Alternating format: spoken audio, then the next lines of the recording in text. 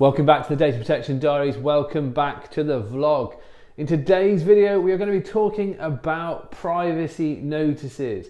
So privacy notices, fair processing notices, information notices, whatever you want to call them, that is what we're going to be looking at.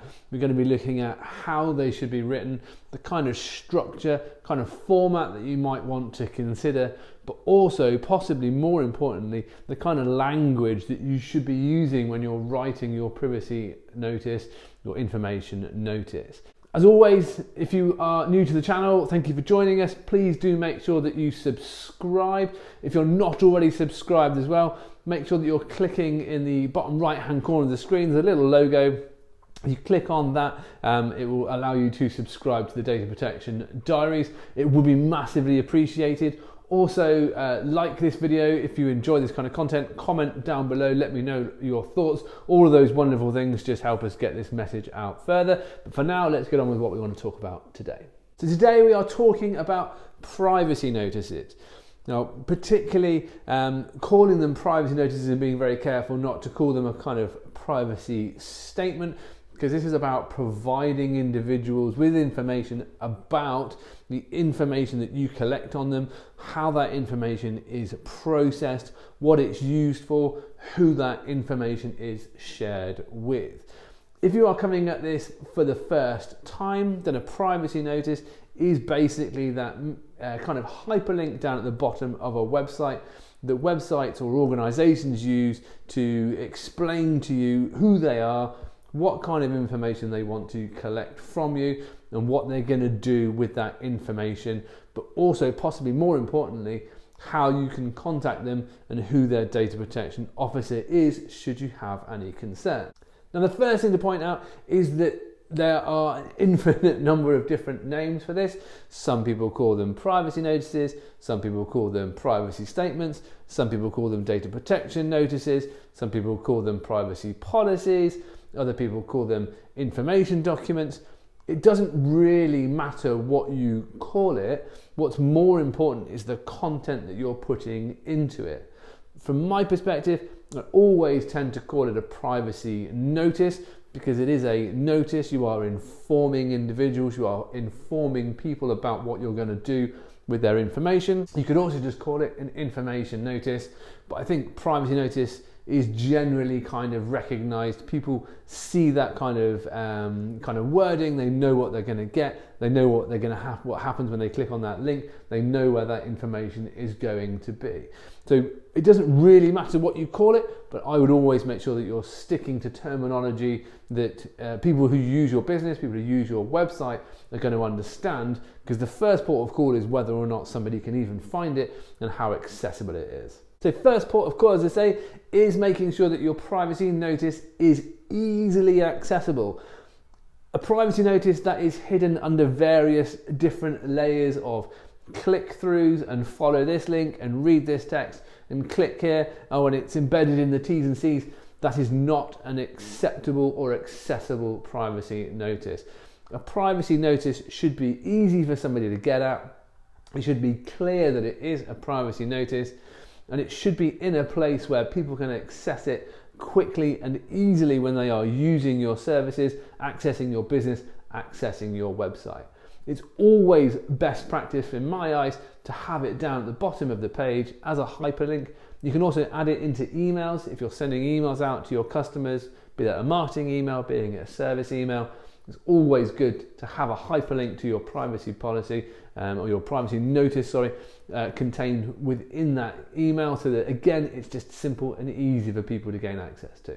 So the information you are required to provide is already clearly defined under Article 13 and 14 of the GDPR for the EU and of course for the UK. So we're not going to go in to the kind of information that you have to provide in this video, because you can go and find that kind of quickly and easily.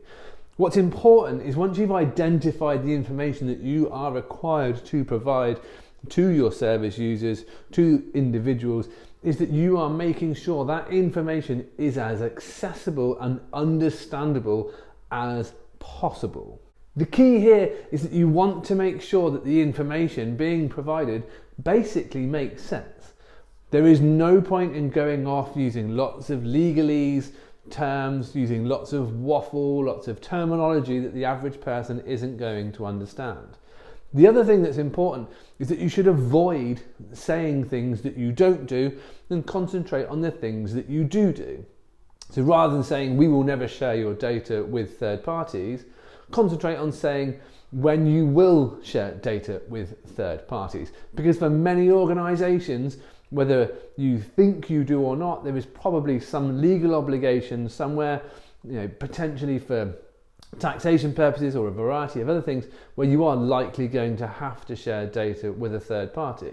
That isn't always a bad thing, but explaining when that's going to happen is more important than explaining when it's not going to happen. So concentrate on the confirmations rather than trying to concentrate on the things that may not be the case. Your terminology is going to be really important as well. So avoid saying things like we may, on occasion, sometimes. Focus on we will, this will happen, this is what we do, this is what happens with your information. The other thing about being clear and concise is don't write in a paragraph what you can write in a sentence. There seems to be an ongoing battle with privacy notices where people seem to think they have to be these huge, long documents providing lots of information for them to be of any use or of any useful purpose. That's not the case. A good privacy notice can be just a page long. If you are not doing a lot, then explaining that you don't do a lot is a very good thing to do. Be very clear, be very concise about what you're saying, avoid jargon, avoid business terminology, avoid legal speak, and remember, it's important that your privacy notice is understandable by absolutely anybody. So anybody that's using your service can pick that notice up, read it and understand what it is that you're doing with their information, and then if they've got a concern, then they can contact. A good test for that is to get a family member, a relative, somebody that doesn't necessarily have an ongoing interest in your organisation or your business, who may not fully understand what you do, and give the privacy notice to them. Do they understand what you're going to do with their information? Does it make sense to them? Is the information clear? Is the terminology clear? And if it's not, why not? And what can you do to make it clearer and easier for them to understand? Because if they don't understand it, it's very unlikely that any other visitor to your business, to your website, any other service user is going to understand what you're doing. And if that's the case, then your privacy notice just isn't doing what it's supposed to. The final thing to remember when you're looking at your privacy notice is to make sure that the layout is as simple and as clear as possible. Personally, I always like to use clear headers. There is a case for layering, so having a concertinaed privacy notice so that people can click on a heading and it opens up text underneath. For some people that's easy to do. It depends on the platform that you're using, depends on the website, depends if you've got people that can help you with your web development. What is important is that you just have clear headers so that people can see the information that they want to find quickly and easily. For instance, they may just want to talk to your data protection officer, so having it clear that it says contact us and having a clear and accessible information that allows somebody to contact your business and contact your DPO is going to tick all of the boxes that you need to tick. The main thing is that your policy is accessible, it is easy to understand, and it is easy for people to get hold of and easy for them to get their way around. If you do that, you're going to be in a much, much better position if the regulator comes knocking, but also you're going to be able to gain the trust of your customers by saying, look, this is what we do, this is what we do with your information. You can quickly and easily see that. And if you're not comfortable doing that, or your organisation isn't comfortable putting that information down on paper and making it clear, then you may need to think about what you're doing and whether or not the processing you're doing is even the right kind of processing in the first place. As always, this is a fairly succinct view on the world. We can go into all sorts of stuff about privacy notices, all sorts of stuff about the content.